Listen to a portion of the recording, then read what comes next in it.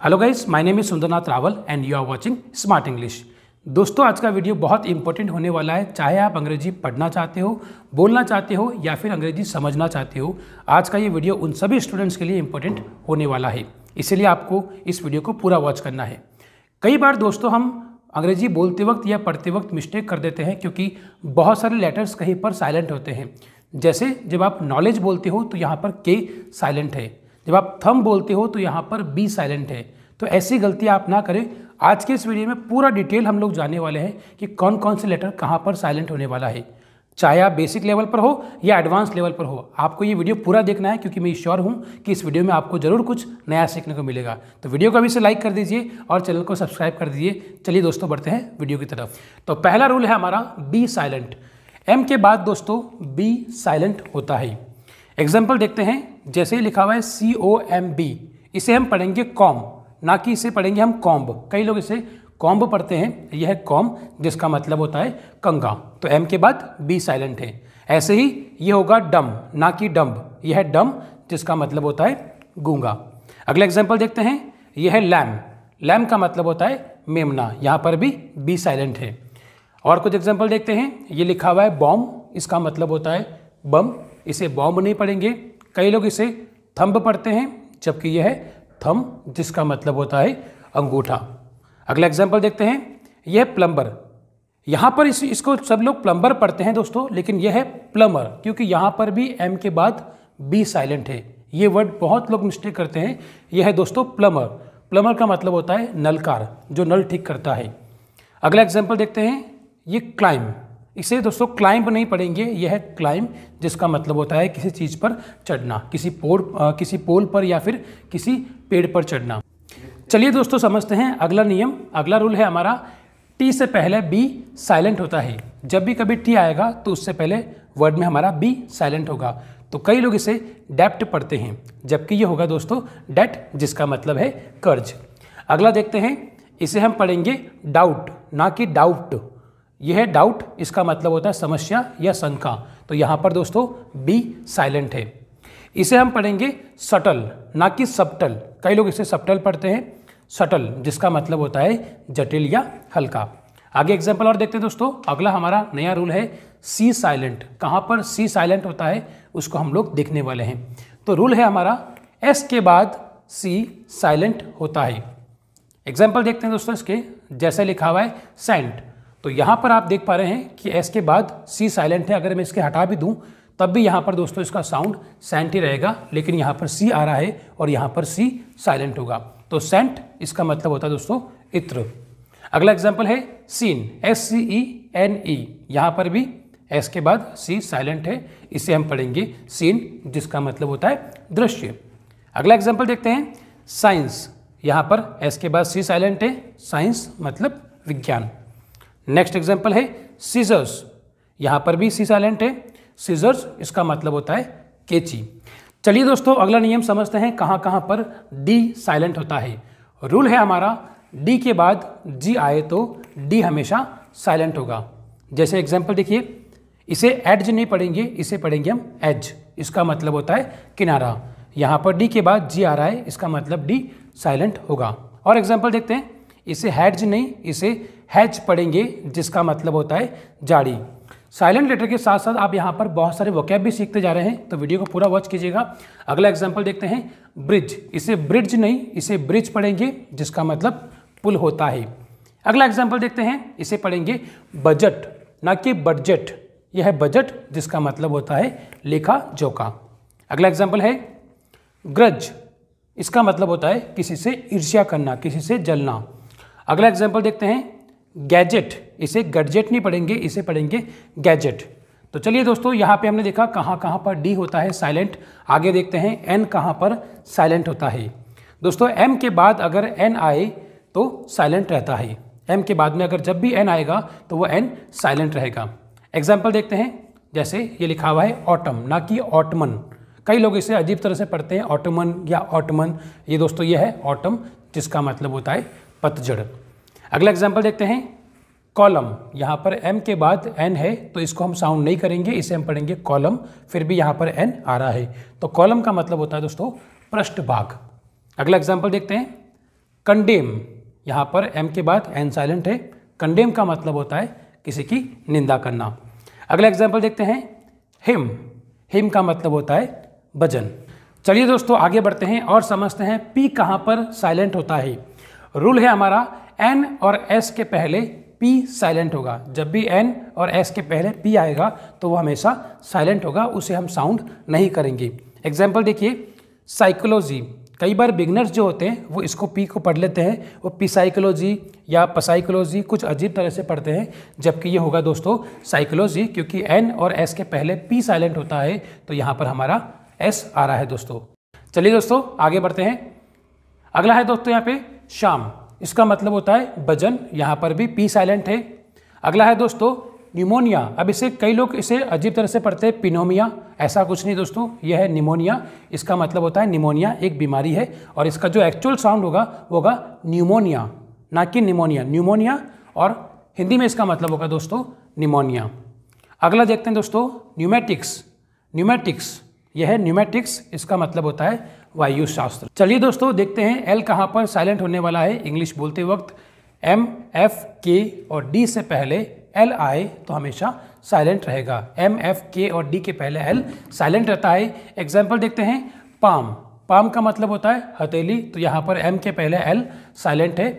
काम, इसका मतलब होता है शांत, जैसे हम बोलते हैं काम डाउन, शांत हो जाओ, तो यहाँ पर दोस्तों काम का मतलब होता है शांत। हाफ, यहाँ पर भी एफ के पहले एल साइलेंट है, हाफ का मतलब होता है आधा।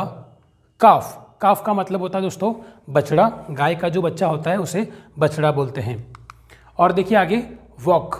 यहाँ पर दोस्तों एल साइलेंट है, के से पहले एल साइलेंट होता है तो वॉक का मतलब टहलना। टॉक, यहाँ पर के पहले एल साइलेंट है तो टॉक का मतलब होता है दोस्तों बात करना। अगला एग्जाम्पल देखते हैं, कुड। कई लोग इसे कुल्ड पढ़ते हैं, जो बिगनर्स होते हैं वो इसे कुल्ड पढ़ते हैं और इसे वुल्ड पढ़ते हैं। यह है कुड और यह है वुड। दोस्तों कैन का पास्ट होता है कुड और विल का पास्ट होता है वुड। अगला एग्जाम्पल देखते हैं, शुड। यह है दोस्तों शुड, यहाँ पर डी के पहले एल साइलेंट है, शुड इसका मतलब होता है चाहिए। ग्रामर का टॉपिक है, मॉडल से दोस्तों एक। आगे बढ़ते हैं और देखते हैं जी कहाँ पर साइलेंट होने वाला है। एन के पहले जब भी जी आएगा तो हमेशा साइलेंट रहेगा। एग्जाम्पल देखते हैं दोस्तों, यहाँ पे लिखा हुआ है नेट, इसे गनेट या जिनेट नहीं पढ़ेंगे, यह है नेट। एन के पहले जी साइलेंट है तो नेट का मतलब होता है मच्छर। अगला एग्जाम्पल देखते हैं, साइन। साइन, साइन का मतलब होता है दोस्तों चिन्ह। आगे देखते हैं दोस्तों, रिजाइन। रिजाइन का मतलब होता है त्यागपत्र देना, तो यहाँ पर एन के पहले जी साइलेंट है। डिज़ाइन, डिज़ाइन का मतलब होता है कोई रचना, तो यहाँ पर भी एन के पहले जी साइलेंट है। अगर आपको कोई प्रॉब्लम लगे तो आप स्क्रीनशॉट ले सकते हैं ताकि आप बाद में इन्हें पढ़ सकते हैं। और आगे देखते हैं कहाँ पर एच साइलेंट होने वाला है। अगर ओ और ई से पहले एच आए तो हमेशा साइलेंट रहेगा। चलिए दोस्तों एग्जाम्पल देखते हैं। कई लोग इसे हावर या होवर पढ़ते हैं। दोस्तों यह है आवर, यहाँ पर एच साइलेंट है जिसका मतलब होता है घंटा। ऑनर, इसका मतलब सम्मान करना। एयर, इसे हेयर नहीं, इसे एयर पढ़ेंगे, इसका मतलब होता है उत्तराधिकारी। दोस्तों स्पेलिंग ध्यान रखिएगा, यह है HEIR, ये वो वाला हेयर नहीं है बाल वाला, यह है एयर, इसका मतलब होता है उत्तराधिकारी। चलिए दोस्तों अब देखते हैं के कहाँ पर साइलेंट होने वाला है। एन के पहले जब भी के आता है तो हमेशा साइलेंट रहता है। जैसे ये कनाइफ नहीं, यह है नाइफ, एन के पहले के साइलेंट, तो नाइफ का मतलब चाकू। अगला एग्जाम्पल देखते हैं, इसे पढ़ेंगे नो, ना कि कनो। कई लोग कनो पढ़ते हैं, यह नो, इसका मतलब होता है जानना। और देखते हैं दोस्तों अगला नॉलेज, इसे नॉलेज नहीं नॉलेज पढ़ेंगे जिसका मतलब होता है ज्ञान। अगला एग्जाम्पल देखते हैं, नॉक। नॉक नहीं नॉक होगा, इसका मतलब खटखटाना। अगला एग्जाम्पल देखते हैं, नॉट, इसे कनॉट नहीं नॉट पढ़ेंगे जिसका मतलब होता है गांठ, यानी कि गांठ बांधना। चलिए दोस्तों आगे बढ़ते हैं और समझते हैं डब्ल्यू कहाँ साइलेंट होने वाला है। उससे पहले दोस्तों वीडियो को लाइक कर दीजिए, सब्सक्राइब कर दीजिए अगर आपको अच्छा लग रहा हो। तो चलिए समझते हैं डब्ल्यू कहाँ साइलेंट होने वाला है। आर, ई और ओ आदि से पहले डब्ल्यू साइलेंट रहता है। एग्जाम्पल देखते हैं दोस्तों, यह है रैप, ना कि वरैप।